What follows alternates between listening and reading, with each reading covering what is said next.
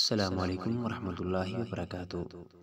روزانہ اسلامی اصلاحی، تاریخی اور سبق آموز واقعات جاننے کے لیے ہمارے چینل کو سبسکرائب کریں۔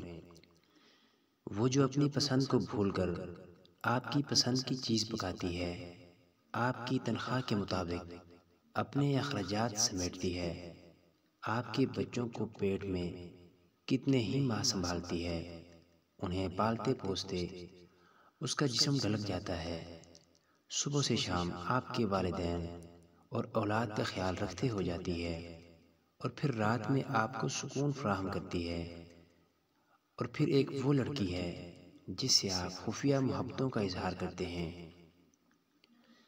آپ کی تو چاروں انگلیاں گھی میں اور سر کڑاہی میں ہے، خدمت کرنے والی بھی موجود ہے اور صبح شام لو یو کہنے والی بھی۔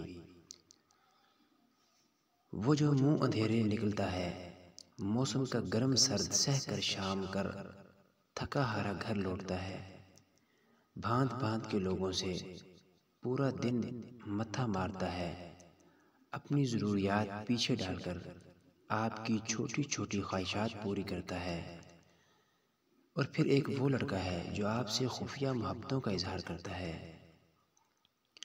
گویا خرچ اٹھانے والے بھی موجود ہیں اور نخرے اٹھانے والے بھی۔ میں اس خیال کو کتنی ہی دیر مسلسل سوچے چلی گئی۔ بظاہر خوبصورت دکھائی دینے والی ہر چیز خوبصورت تھوڑی ہے، حلال کبھی بھی زیادہ نہیں ہوتا، یہ حرام ہی ہے جو ان گنا ہے، لیکن کیا برکت والا بھی ہے؟ نہیں۔